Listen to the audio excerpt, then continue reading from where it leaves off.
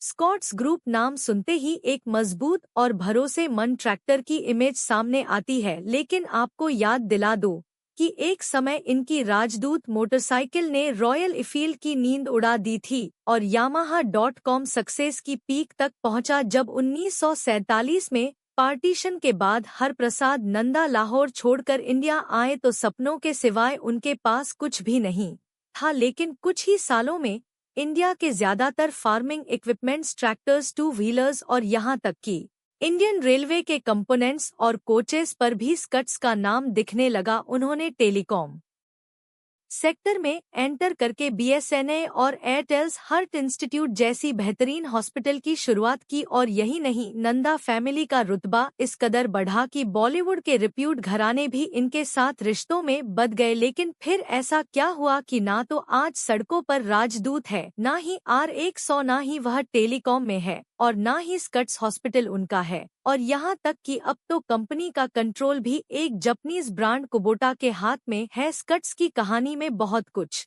सीखने को है, तो चलिए आज की वीडियो में हम स्कट्स ग्रुप की शुरुआत से लेकर अभी तक की पूरी जर्नी को डिटेल में जानते हैं।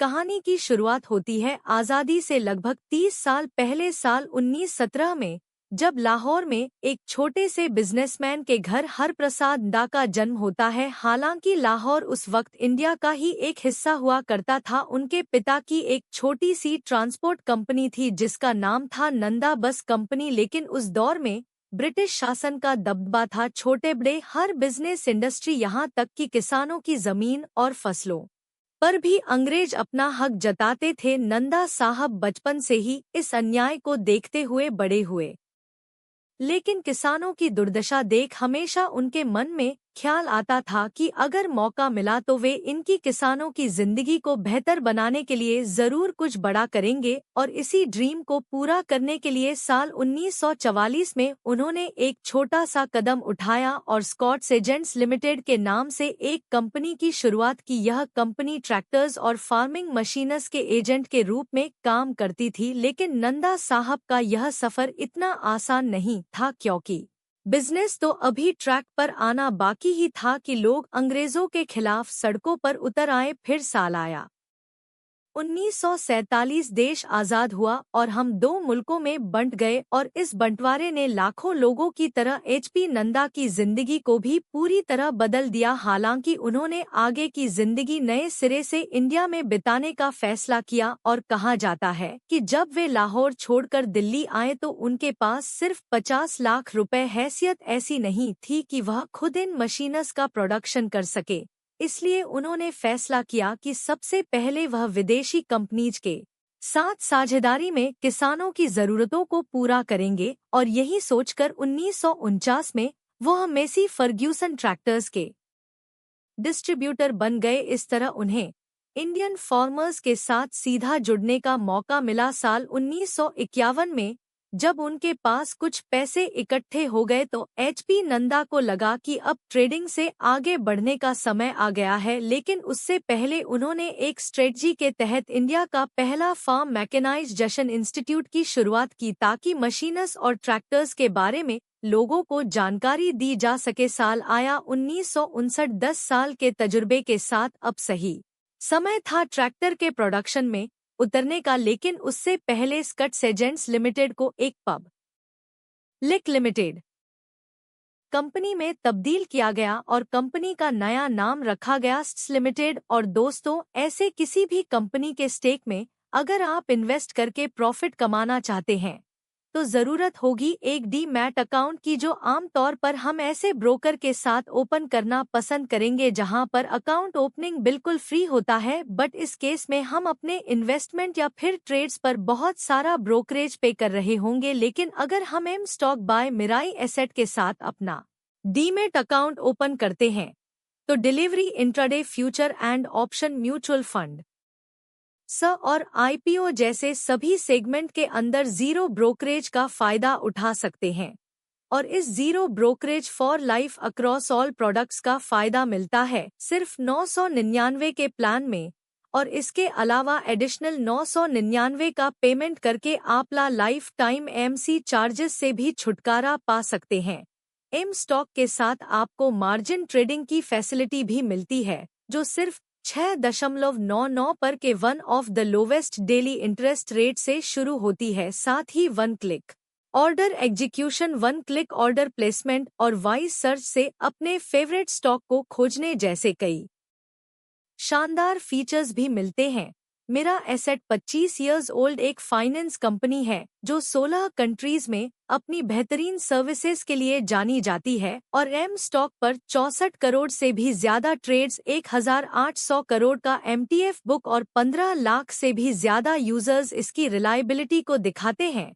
तो फिर देर किस बात की, एम स्टॉक के साथ अभी अपना डीमैट अकाउंट ओपन करिए और अपने ट्रेडिंग एंड इन्वेस्टमेंट जर्नी की शुरुआत करिए। अधिक जानकारी आपको डिस्क्रिप्शन में दिए लिंक से मिल जाएगा। चलिए कहानी पर वापस लौटते हैं। फिर 2 साल की कड़ी मेहनत के बाद साल 1961 में हरियाणा के फरीदाबाद में स्कट्स की पहली प्रोडक्शन यूनिट की शुरुआत हुई और पोलैंड की मशहूर कंपनी ससेस के साथ टेक्निक कोलैबोरेशन में स्कॉट्स ने अपना पहला ट्रैक्टर इंडिया में लॉन्च किया। फिर धीरे धीरे अपने प्रोडक्शन कैपेसिटी को बढ़ाते हुए हार्वेस्टर्स और रोटावेटर्स जैसे खेती से जुड़े और भी मशीनस बनाए जाने लगे, लेकिन क्वालिटी को लेकर वह इतने सीरियस थे कि उन्होंने फर्ड के साथ भी पार्टनरशिप किया। कई ट्रैक्टर्स मार्केट में लॉन्च किए गए और इंडियन फार्मर्स के बीच स्कट्स का नाम पॉपुलर होने लगा। अब इसमें कोई शक नहीं था कि एग्रीकल्चर सेक्टर नंदा साहब की फर्स्ट प्रायोरिटी थी, लेकिन देश में तेजी से बढ़ते इंफ्रास्ट्रक्चर और इंडियन रेलवे के एक्सपेंशंस में उन्हें काफी पोटेंशियल दिखता था, जिसमें वह अपने बिजनेस को एक्सपेंड करना चाहते थे। फिर क्या था, जेसीबी जैसे दिग्गज के साथ कोलैब करके स्कॉट्स ने क्रेन्स एंड फॉकलिफ्ट जैसे material handling and construction equipment भी बनाना शुरू कर दिया और जल्द ही वे इंडियन रेलवेज के सबसे रिलायबल पार्टनर भी बन गए। Railway wagons, brakes, suspension systems, coupling और डंपर्स जैसे ज्यादातर पार्ट्स पर स्कट्स का ही नाम दिखने लगा और दोस्तों तब से लेकर आज तक स्कट्स ने इंडियन रेलवेज के भरोसे को कायम रखा है। फिर आया 1960 का दशक। एचपी नंदा का कॉन्फिडेंस 7वें आसमान पर था। देश की बढ़ती जरूरतों और ग्रोथ की पॉसिबिलिटीज को देखकर उन्होंने सोचा कि क्यों ना बिजनेस को और भी सेक्टर्स में डाइवर्सिफाई किया जाए। स्कट्स की कहानी अब एक नया मोड़ लेने वाली थी। मार्केट को एनालाइज करने के बाद एचपी नंदा को महसूस हुआ कि देश के मिडिल क्लास और गरीब किसानों को एक सस्ते और भरोसेमंद टू व्हीलर की जरूर, क्योंकि उस वक्त मार्केट में अवेलेबल बुलेट और एसटी जैसी भारी भरकम और महंगी बाइक्स को खरीदना और मेंटेन करना सबके लिए पॉसिबल नहीं था। वह काम पर लग गए और दुनिया की टॉप 2 व्हीलर कंपनीज के साथ बातचीत करना शुरू किए और पहली डील फाइनल हुई पोलैंड की एक कंपनी एसएचएल के साथ, जिनके साथ पार्टनरशिप में उन्होंने राजदूत मोटरसाइकिल को इंडिया में लॉन्च किया। लाइट वेट, फ्यूल एफिशिएंट और लो मेंटेनेंस होने की वजह से गांव की खराब रोड हो या शहर की पक्की सड़क, हर जगह राजदूत दिखने लगी। गरीब किसान से लेकर यूथ तक और यहाँ तक कि पुलिस और गवर्नमेंट डिपार्टमेंट की यह पहली पसंद बन गई। लेकिन स्कॉट सिर्फ राजदूत की सफलता के साथ ही रुकने वाला नहीं था। उसने यामाहा.com स्कट्स फाइनेंस लिमिटेड यानी ईएफएल के नाम से एक एनबीएफसी की शुरुआत की है और फिर हेल्थ केयर के फील्ड में भी उतरते हुए उन्होंने फरीदाबाद में Escorts hospital and research centre की शुरुआत कर दी। इसके अलावा फरीदाबाद में एक world class scientific research centre और बेंगलोर में दूसरा प्लांट भी लगाया गया ताकि बढ़ते हुए डिमांड को पूरा किया जा सके। अब यहाँ तक तो सब कुछ ठीक था, लेकिन दोस्तों 80 का दौर जो स्कॉट्स के लिए सुनहरे सपनों जैसा था, धीरे धीरे एक खौफनाक मोड़ लेने वाला था। कुछ ऐसी गलतियां हो रही थी जो स्कट्स को बर्बाद करने वाली थी। चलिए जानते हैं कैसे एचपी नंदा के 2 बेटे हुए, राजन नंदा और अनिल नंदा, जिसमें से बड़े बेटे राजन साल 1965 के आसपास ही पिता को बिजनेस में सपोर्ट करने लगे थे। हालांकि उस वक्त उनकी उम्र 25 साल से भी कम थी, लेकिन 80 के दौर तक राजन नंदा ही कंपनी के सभी बड़े फैसले लिया करते थे। और हाँ, राजन नंदा की शादी ने भी उन दिनों काफी सुर्खियां बटोरी थी।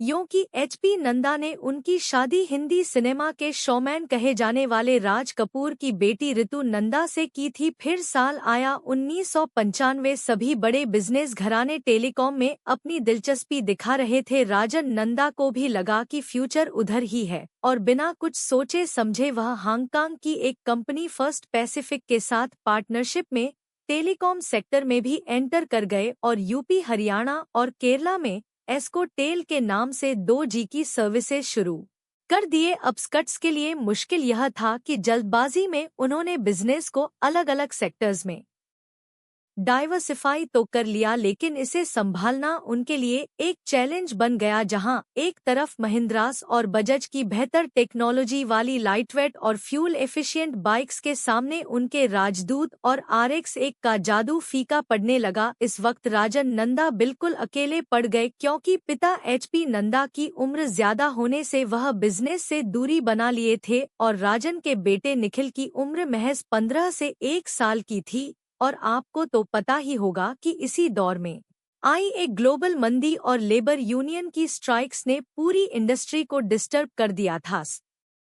स्कॉट्स के प्रोडक्शन पर भी इसका बहुत बुरा असर हुआ और कंपनी का फ्यूचर बिल्कुल डार्क दिखने लगा। जरूरत थी फौरन कुछ एक्शन लेने की और स्कॉट मैनेजमेंट ने फैसला किया कि वह अपने कोर बिजनेस यानी कि ट्रैक्टर्स और कंस्ट्रक्शन इक्विपमेंट के बिजनेस को बचाने के लिए दूसरे लॉस मेकिंग बिजनेसेस से एग्जिट होंगे। यह दौर था साल 2005 के आसपास का। सबसे पहले स्कॉट फाइनेंशियल सेक्टर से एग्जिट हुआ और EFL के ऑपरेशंस को बंद कर दिया गया। फिर उन्होंने अपने 2 व्हीलर्स के बिजनेस से बाहर निकलने का फैसला किया। लेकिन दोस्तों, राजदूत और RX-1 जैसे पॉपुलर बाइक्स का प्रोडक्शन बंद करने का फैसला आपको कैसा लगा? यह फैसला काफी शॉकिंग था, लेकिन यह स्कॉट्स की मजबूरी थी। दरअसल जब राजदूत का प्रोडक्शन शुरू हुआ तो विदेशी कंपनीज इंडिया में डायरेक्ट बिजनेस नहीं कर सकती थी। स्कट्स ने SHL और Yamaha.com खुद कभी R&D या इंजन बनाने के डायरेक्शन में काम ही नहीं किए, जैसा कि रो और बजाज ने किया था। और जब 91 के लिबरलाइजेशन के बाद इंडियन मार्केट ओपन हुआ तो जापानीज ब्रांड